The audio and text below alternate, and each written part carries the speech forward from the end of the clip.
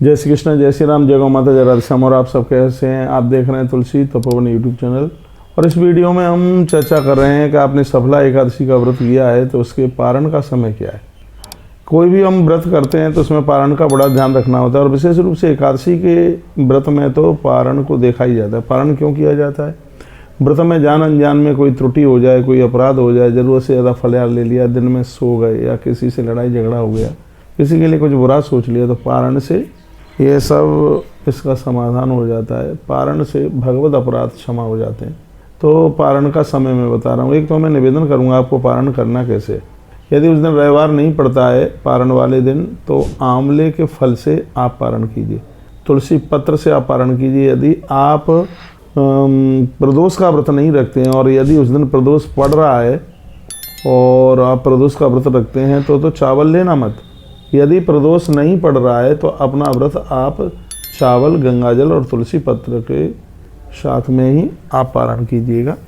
अब मैंने तो अन्न छोड़ रखा है, लेकिन जब अन्न लेता था तो मैं चावल ज़रूर डालता था, क्योंकि द्वादशी के दिन जितने भी पुण्य हैं वो सब चावल में वास करते हैं। तो यदि द्वादशी के दिन प्रदोष नहीं पड़ रहा है तो आप चावल बिल्कुल आराम से ले सकते हैं। आंवला ज़रूर डालिएगा। आंवले को ही अमर फल कहते हैं, इसकी बहुत बड़ी महिमा है। पारण का समय मैं आपको बता रहा हूँ। अब के बार पारण का समय है 27 तारीख को सुबह 7:15 बजे से लेकर 9:15 बजे तक 2 घंटे का टाइम है पारण का। और इसी समय में ही आप पारण कीजिएगा। केशवाय नमः, ओम माधवाय नमः, ओम नारायणाय नमः, ऐसा बोल करके, और तुलसी पत्र, गंगाजल ये सब मुख में डाला जाता है। और भगवान से कहा जाता है कि प्रभु, यह हमने एकादशी आपकी खुशी, आपकी प्रसन्नता के लिए की है। इसका फल आपके चरणों में हम समर्पित करते हैं।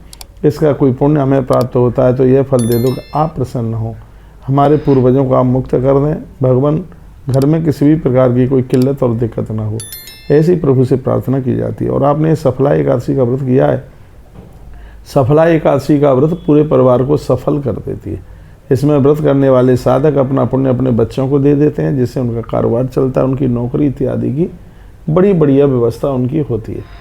मेरी बड़ी श्रद्धा है सफला एकादशी के प्रति, इसलिए लोग इसको फूस एकादशी के नाम से भी, इसको फूसी एकादशी के नाम से भी इसको जाना जाता है। और सफल होने के लिए, कार्य में बाधाएं आ रही हैं उनको त्यागने के लिए, उनको अलग करने के लिए सफला एकादशी का व्रत एक बहुत बड़ा अद्भुत व्रत है।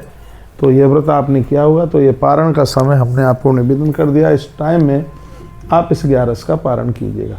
बहुत बहुत धन्यवाद। टाइम ध्यान रखिएगा। सुबह 7:15 बजे से लेके 9:15 बजे तक का समय है। और याद रखना, द्वादशी के दिन गौ माता को रोटी जरूर दी जाती है। ये भी ध्यान रखना कि द्वादशी के दिन एक ब्राह्मण को भोजन जरूर कराया जाता है। यदि आप घर ब्राह्मण नहीं आ पा रहा है तो कुछ आटा, राशन वगैरह मंदिर में पुजारी जी को दे दो। नहीं तो हमारे यहाँ तुलसी वन आश्रम में बहुत द्वादशी के दिन कई सैकड़ों ब्राह्मण भोजन करते हैं। आप हमें कह दीजिएगा आप एकादशी कर रहे हैं तो आपके नाम से हम ब्राह्मणों को भोजन करा देंगे। और ब्राह्मणों को भोजन कराने से इस एकादशी की सफलता अपने आप में बहुत पूरी होती है। ये तो हर द्वादशी को ही होना चाहिए। एकादशी के दूसरे दिन द्वादशी को ये होना चाहिए। बहुत बहुत धन्यवाद है आपका। वीडियो आपने पूरा सुना है। ऐसे हमारे साथ तुलसी तपोवन यूट्यूब चैनल पर जुड़े रहिए। इस चैनल के माध्यम से एक नई सूचना, एक नई जानकारी आपके पास तक पहुंचती है। बहुत बहुत धन्यवाद आप सभी के लिए।